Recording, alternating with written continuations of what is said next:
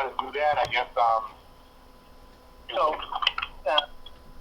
it's basically just a new unit price for mechanical removal of rock. Yep. We put an upset limit on it of 160,000. It's the quantity that they could pull out. Up to. Yep. And it's going to end up being like 230. Okay. Based on when we got the permit.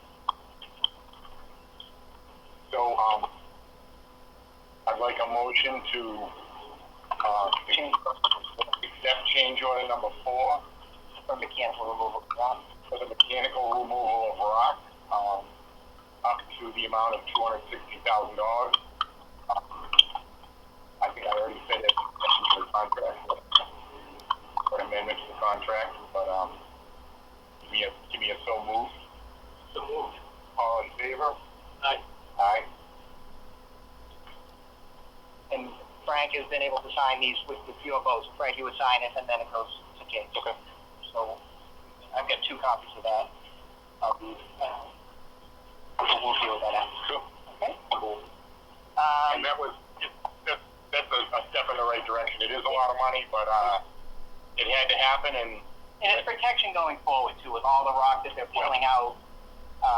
It settles any claim. Their price was low. I mean, they didn't put a price. The set price was $60. They added 10 cents. So their bid price was $60.10. And we all know that the going price of the rock is more than that, but, it doesn't change the fact that that's what their bid price is. no, but So all things considered, we're definitely going to exceed the quantity. And it was in the interest of keeping the job moving. right. I was going to say all parties it got a little bit around while we were waiting for the blasting permit to be approved. Yeah.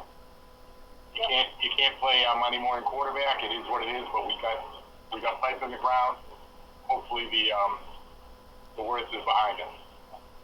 So in conjunction with that, Rocky has submitted their pay estimate number 10 for work completed during June, and it includes some of the rock that they removed at the higher price. So their June estimate number 10 is $196,150. We've reviewed it and we recommend approval of pay rec number 10. You want to, again, we do motions on that. I think that's what we're doing. And you guys will sign that tonight. I have copies of that. Unless you have any further questions on that. So the bulk of that is the rock that they pulled out. Without and there will be more. So they cut the pay rec off at June 20th. So the last 2 weeks in June will be on the next pay rec. There'll be another one. For the rest of the rock that they removed. Pay rec number 10. Seconded. All in favor? Aye. Aye. So I think so as I said, next week they'll still have the 2 crews going, and then the one drilling their blaster as of now is also scheduled to be in town to do the pre-drill. So we're going to have 3 crews basically out there in different spots along 123.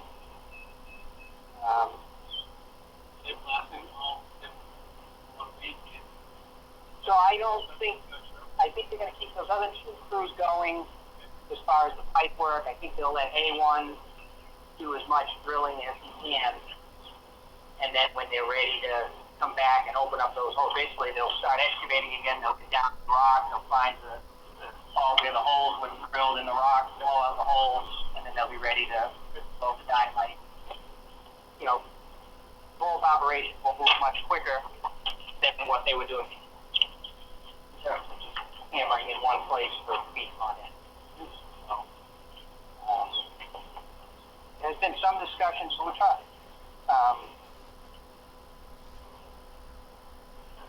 So Rocky was looking to potentially, so there's a 300-foot piece. Where they're headed now, past the high school, they're going to get to the point where that pump station ties in, and there's going to be a 300-foot section. So basically, if they wait, the plan is to tie the high school in and the L school in. The old pipe. To let it flow down, but we've got a 1,500-foot gap, so they have nothing to tie into right now. Right.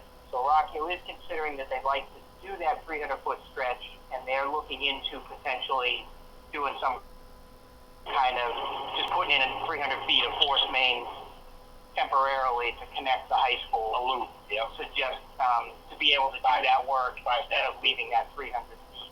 Yep. Until later. So I told them to get back to us with what their plan is on that. It's on them if that's what they want to do. So they also have the option to come back and start watching. So just something that's out there right now. Right. They're thinking about. So they're trying to come up with ways to get the jump. Right. I guess I was gonna say the blasting portion is the most critical, but only because if schools actually reopen in person. But if that the schools would impact 123 going east and west rather than just. It's all gonna get done. Right. It's all gonna, the more pipe we need pipe everywhere. Yeah. So, yeah, they just have to think about their ability to keep the two crews. But with the two crews, you know, they're obviously chomping away at it. I was on site at both stops today, and there's a lot happening. The attitude of the crews. It's a shame we couldn't get there sooner. Yeah. They're so long to get. There's some smiles, there's some people hopping around rather than people dragging their feet and waiting for the next scoop of rock to come out. Yeah. It's a much improved mental part of the project, and that also it matters. So it's very good to see. It's very encouraging as opposed to the prior months of the project. Yeah. I think that's what I have. That's where we're at. So before we leave.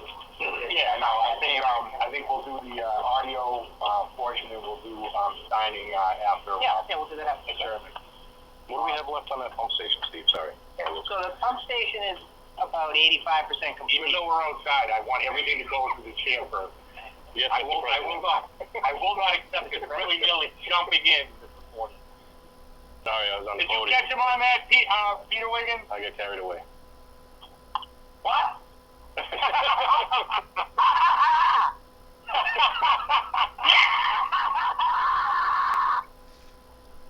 It's good to hear your voice.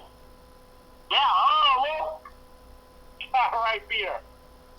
What's left on the pump station? The remaining, all that's left on the pump station is they still have to make the actual water connection for the water service out at the street. And then it's all internal work in the pump station. Nothing inside is hooked up. Everything, all the utilities are there now. The power is there. The gas is there. The water is there except for the connection in the street. They're paid to like 87% at this point, which is consistent with their schedule values. So they'll be able to wrap that up. That shouldn't be.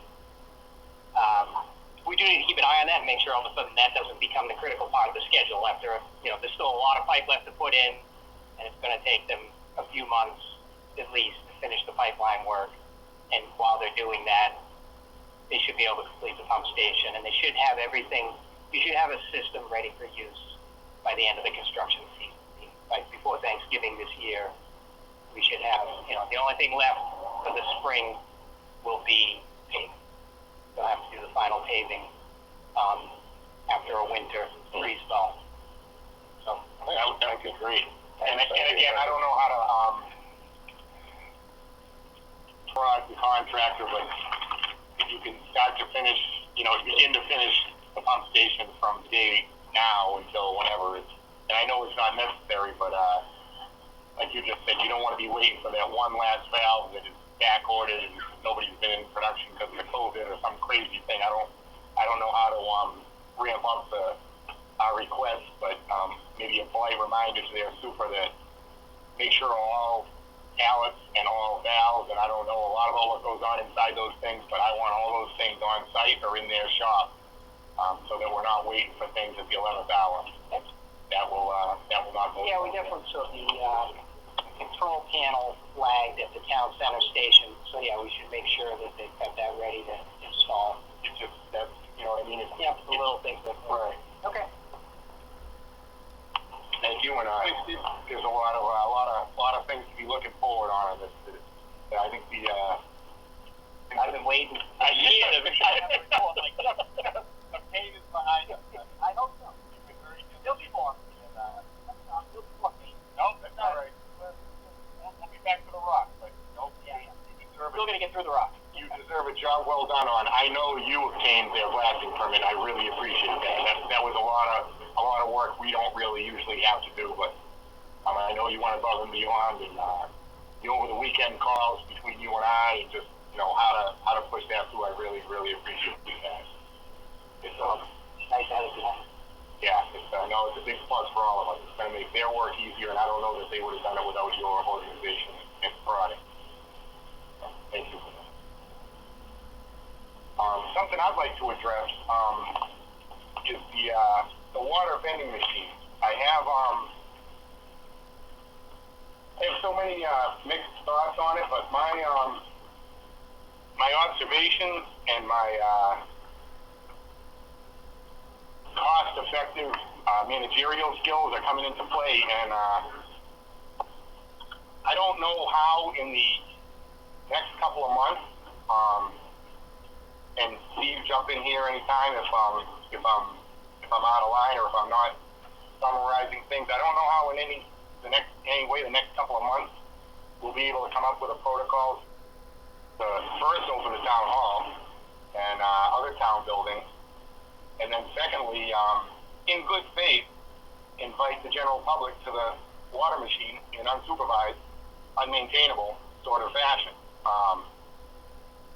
I've been discussing our water quality with the superintendent and the guys at the plant, and we've got that crystal clear plant water all the way through the system now, and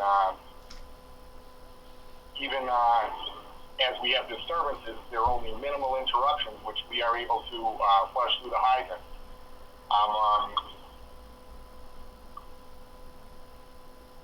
I'm open for other discussion, Mr. Bishop. Mr. Chairman, Well, yeah, Mike, I'll address you in there, Mr. Bishop. I think the plant is working just as we had hoped and that I've seen already in Mansfield. So I think that the phone calls have been nearly none to this point. The dirty water complaints seem to be more dedicated to just the lines of people's houses more than anything. Not entire areas Right. anymore. So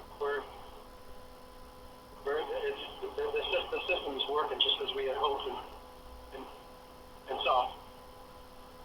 So.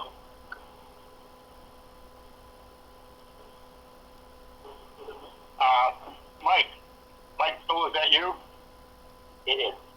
The chair recognizes Mr. Tool. Thank you very much, and congratulations. I know that you guys have done a lot of work over the last I'm going to ask you to yell into your phone, Mike. You're on a speakerphone outside. Okay, usually I've never been told to speak softly, so absolutely. I just wanted to thank you all for, obviously with the treatment facility coming online, it's made a difference within the town. We are getting comments from the Board of Selectmen. I know myself, I'm getting lots of them and lots of requests for the water machine to still come back online. Luke, you and I have spoken about this, and we understand the concerns and the rationale why it was originally shut down. We believe that there can be an SOP put into place that would be able to open the water machine. The town hall is in the process of opening by appointment only. So we are letting people come in. We are going to start letting people into the town hall. I think one of the things that I want to try to do is work with this board, with this commission, to see if we can create an operating procedure that would be not only safe for the employees but also safe for the residents. I spoke to the town manager, and he said that we might be able to use some of the CARE Act money to fund some of the servicing of the machine that may be needed for just sanitizing it daily. So I would encourage the water board to really reconsider and really try to work with us to coming up with a operating procedure to try to get that help, because it is a desire. Even though the water is getting much better in town, There's still a lot of uneasiness about it, which may not be rational, but something that people are depending on that machine. Thank you very much. Coming back. No, we heard all of it. Thank you very much.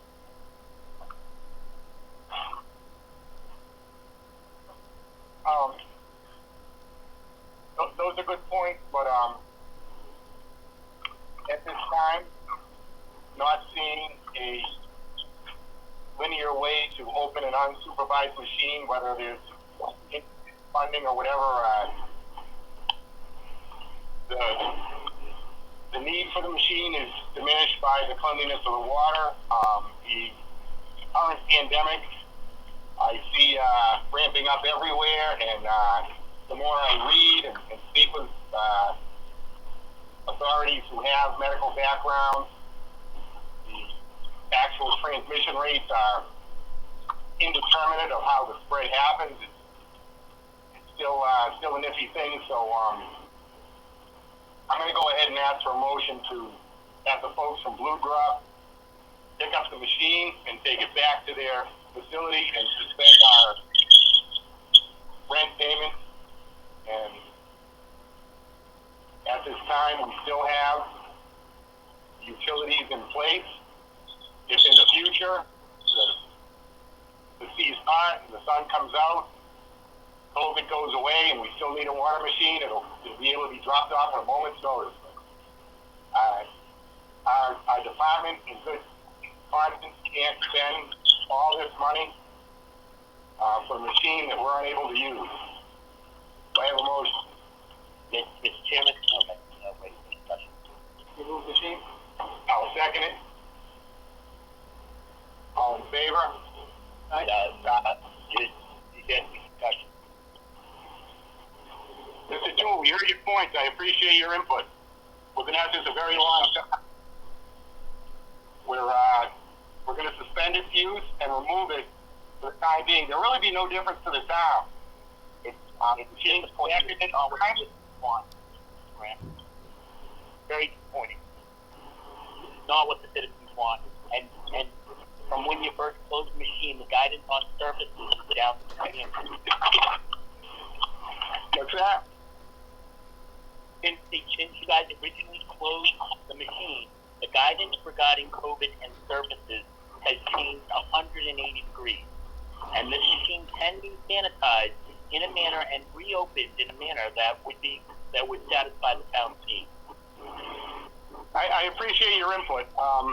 We've had a motion and we've voted on it. Your input is duly noted. And again, if the circumstances require and conditions allow, the utilities at the site where the machine has been located are still in place. But going forward, I cannot in good conscience look at the residents of our town and say, come and have at a free-for-all machine. There's no way to be maintained. Again, I appreciate your input. It's just, it's not something we're going to do in the next couple of months, and I don't see the reason to pay these thousands of dollars for something we're not using. It's just that simple. Mr. Chairman? Yes. Hi, Mr. Chairman. My name is Bill Marr. I live at 82 Pine Street.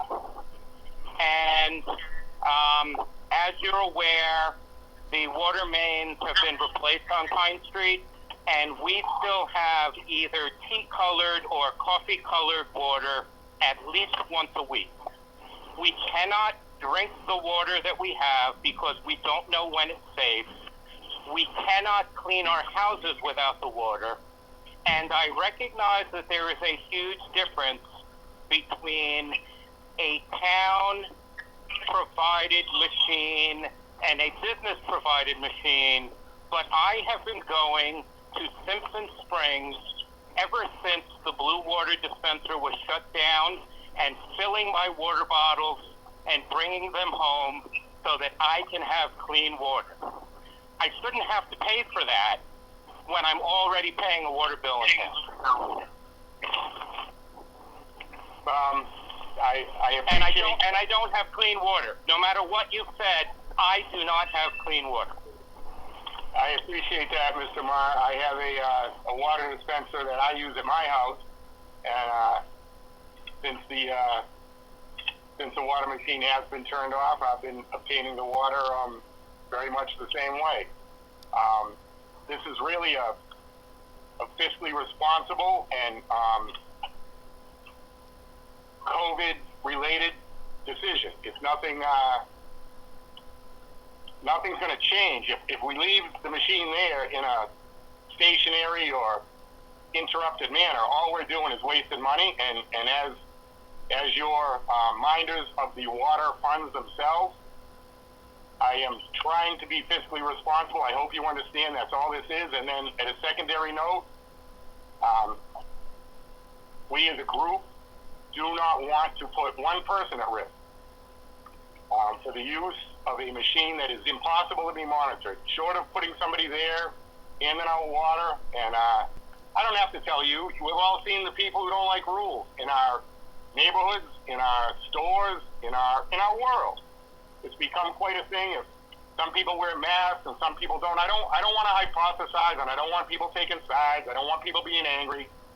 This is a health and safety issue, as it was in the beginning, and now it's come to a point where I've overseen the bills every month getting paid to this vending machine company that's really not doing anything for us. So we're going to remove that machine. And like I said before, if it becomes needed and usable, the utilities are all in place to put it right back there. The second we pick up the phone, I'm sure the folks will be loving to drop off a machine again.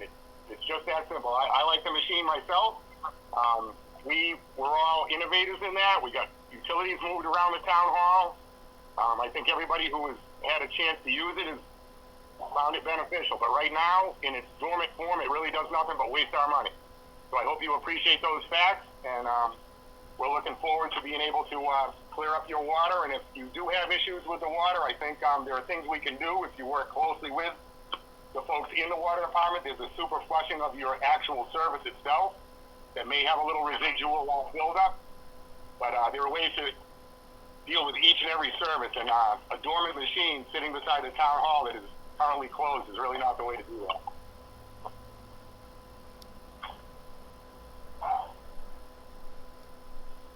So, Mr. Forney, at your earliest convenience, I'd like you to call the folks from Flute Drop and please ask them to pick up their machine. Yeah, we'll give them a call in the morning. Appreciate your time.